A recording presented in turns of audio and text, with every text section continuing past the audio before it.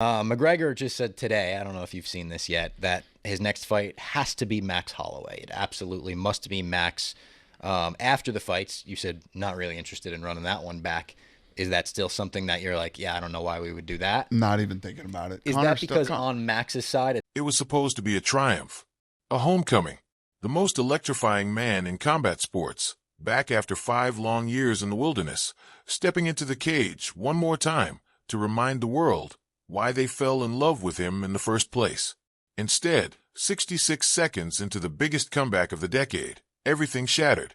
And now, as the dust settles on the wreckage of UFC 329, one question hangs over the entire sport like a storm cloud that refuses to break. What happens next to Conor McGregor? Because make no mistake, this isn't over. Not for him. Not by a long shot. The first kick. That's all it took. One single strike, thrown with the same explosive confidence that made him a two-division champion. The same fearless aggression that turned him into the biggest star this sport has ever produced. And in that one moment, his knee gave out beneath him. The fight was over before it even began. 66 seconds. 5 years of waiting, of speculation, of promises and rumors and false starts. All of it collapsing in under 2 minutes. Now McGregor faces surgery. Real surgery. The kind that doesn't come with a quick turnaround. The kind that steals months, sometimes the better part of a year, from a fighter's career. And for a man already fighting against time itself, against a body that isn't 25 anymore, against a division that has moved on without him. This injury isn't just physical. It's existential.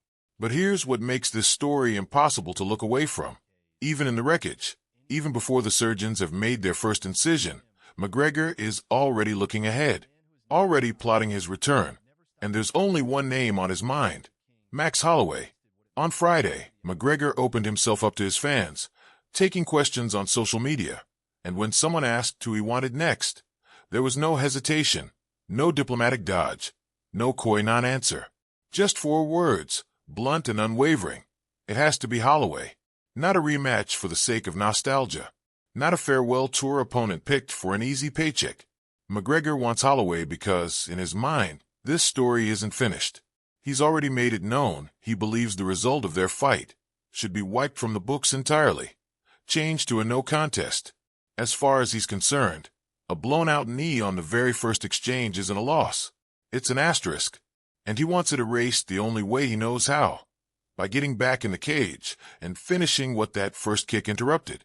It's the kind of defiance that has defined McGregor's entire career. Knocked down, counted out, written off again and again, and every single time, he comes back talking like a man who has already won. But this time there's a problem, and his name is Dana White, because while McGregor is dreaming about redemption, the man who runs the UFC is living in reality.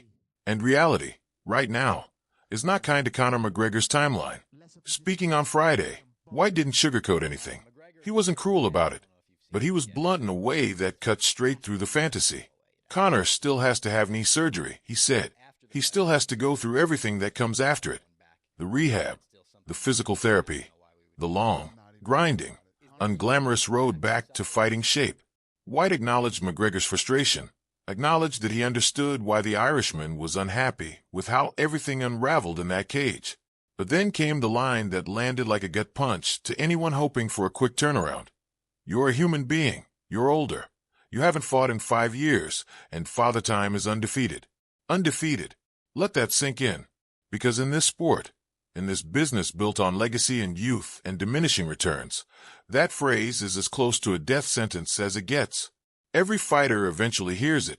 Every legend eventually runs into a wall that no amount of heart or will can punch through. And now, for the first time, it's being said directly about Conor McGregor. So where does that leave Max Holloway? Here's the brutal truth of this story. Holloway didn't ask for any of this uncertainty. He walked out of that cage completely unscathed, his body intact, his career clock still ticking, while McGregor's was suddenly frozen in place. Holloway has already said he's open to a trilogy fight.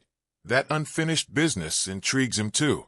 But an active fighter, a former champion still very much in his athletic prime, cannot simply put his career on hold indefinitely to wait for a man who doesn't even know when his knee will let him walk without pain. let alone throw another kick. White summed up the uncertainty with a question that captures the entire dilemma facing the promotion. Who knows what happens to Max over the next year? And who knows what happens to Conor over the next year? Two fighters, two completely different trajectories, and a collision course that might never actually happen. If it's a torn ACL, and that's still unconfirmed, still shrouded in mystery, while fans wait for official word on the extent of the damage, McGregor could be looking at 9 to 12 months of recovery, the better part of an entire year. An eternity in a combat sport where careers can end overnight and momentum evaporates in an instant. And White made it clear, the UFC isn't entertaining any of it. Not the opponent, not the timeline, not the marketing plan, not the hype machine that would normally roar to life around a McGregor return. White said plainly that he doesn't even think about that kind of stuff until it becomes reality, that the promotion is waiting for one specific moment. The moment McGregor calls and says he's finished physical therapy, that he's been cleared, that he's ready to train full-time again. Only then does the machine start moving. There's something almost eerie about the silence surrounding what comes next.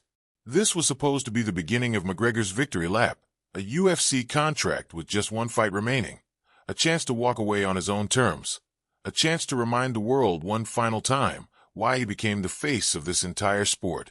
Instead, it's on ice, frozen behind operating room doors and rehab schedules and the immovable arithmetic of age.